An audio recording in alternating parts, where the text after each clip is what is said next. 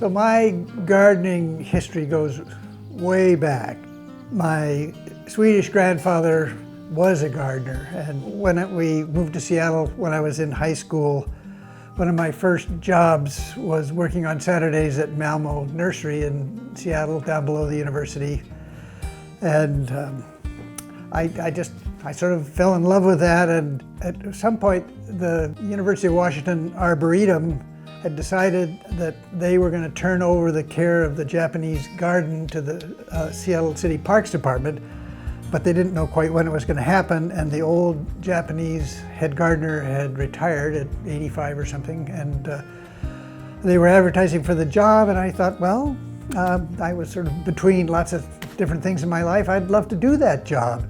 So I worked for a couple of years doing all the pruning and weeding and taking care of the Seattle Japanese garden. So I've sort of been a gardener all my life, and when we moved to Lopez, first thing, we got a house but with no garden, and I didn't know if I was ever going to have a garden because it was all rose bushes and snowberries and brambles. So I happened to go by the library any number of times, and it struck me that the garden needed work. So I one day asked the director if it would be okay if I did some weeding and looked after the garden, just because I needed to do it because I was missing gardening. And oh, well, sure, come on. So since 2010, I've been taking care of the garden at the library. When I started with this bramble of roses and snowberries and all the other things that were growing in front of our house, I cut it all down, and then I just started with a pick and shovel, digging it all out because there was no way around it. So I dug it all out, and then I started filling it up. As you know, Bruce has done lots of gardening over the years, and I'm definitely a support and an appreciator and a weeder. He lots of times will ask me about, should I change these plants over to here because they'll look better, they're taller or shorter, or the color's better. But I'm really just a resource person in the gardening department, and it works great for me because I do love our garden. I have an interesting semi-deer-proof garden. I have things that they do eat, but I now have a motion detector that turns on lights at night, and usually they go away, and they've been pretty good about it this year. I was pretty nervous at first, so I planted a lot of lavender and catmint and things that I knew the deer were going to leave alone. And after the first year, I started putting in other things just to see if they would or wouldn't leave them alone, and so I learned the hard way about a lot of things. Hellebores, they seem to leave alone. Euphorbias, they leave alone.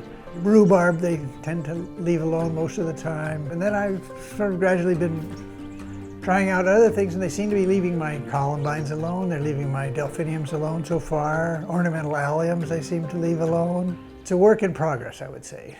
So yeah, I'm having a good time gardening here, and I keep learning the things that they usually don't bother and the things that they do bother, and those things aren't in my garden anymore, courtesy of the deer.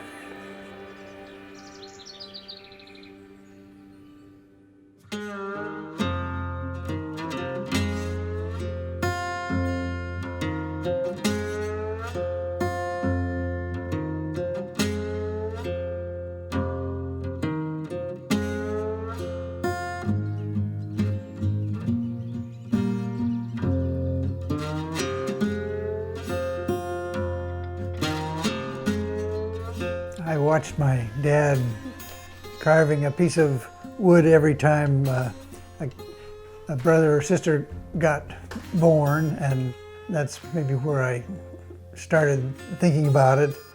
When I was 18, I went off to Alaska on a ship doing navigation chart work, and I got a piece of driftwood, and that's about the first thing I ever carved out of wood. And then over time, I just kept coming back to carving wood, and I got very interested in native West Coast art, and I did a lot of masks and bowls. I'm working on a piece of walnut right now, which is very tough, but a lot of fun when you get it finished, because it polishes up and has lots of interesting color to it. A friend was splitting shakes and he had a lot of beautiful, clear, old-growth cedar, and I said, you know, that's such a beautiful piece of wood. Could I have it? He said, oh, sure, what are you going to do with it? I said, well, I don't know. But then that's when I carved my first native-style mask, and it just sort of got to me after that, and I never stopped. Mostly, my whole family has got more pieces than they know what to do with, and our house is full of them. We have critters all around our house outdoors, and we have a lot of wooden things on the inside, both masks and bowls. I've met a lot of wonderful carvers like Bill Holm and Steve Brown and a lot of others, and I've taken classes here on Lopez for quite a few years back in the 90s and the early 2000s with Greg Blomberg, who makes tools, and I have a lot of his carving tools, and they're my favorite tools.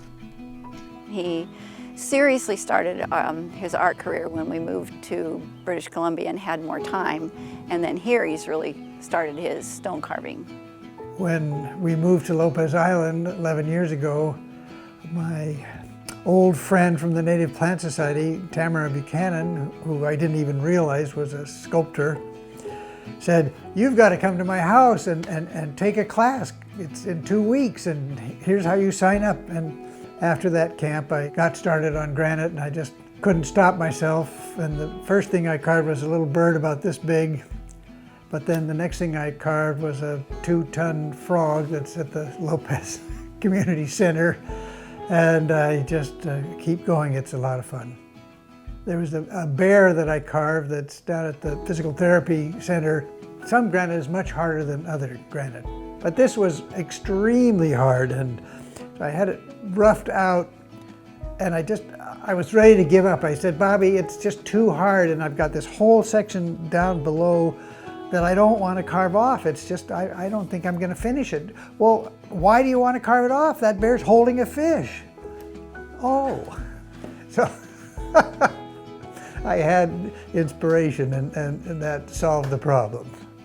And a lot of times when I'm carving other things like black columnar basalt or green olivine, I just like to carve things that could have been that color, like a green frog or a black squirrel or an eagle or a raven, things like that. So it's more just something I'd like to carve, and the stone's the right color most of the time. This was a big nondescript granite Lopez boulder from the Ice Age. It weighed about 4 tons when I started. Once I sort of worked on it and started polishing and got it wet, it turned out to have all sorts of amazing colors and veins going through it.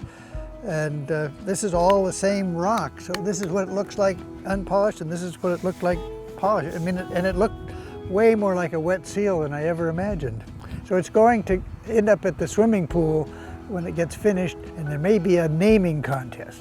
Like a lot of Lopez couples who have either 1 or 2 artists, and I know a lot of them have 2, it's a little tricky sometimes, and I sometimes tell people when they say, well, what kind of art do you do? Although I dabble in a couple of different kinds, I really manage our life because it takes somebody to organize all the things around one person who is a wonderful art producer.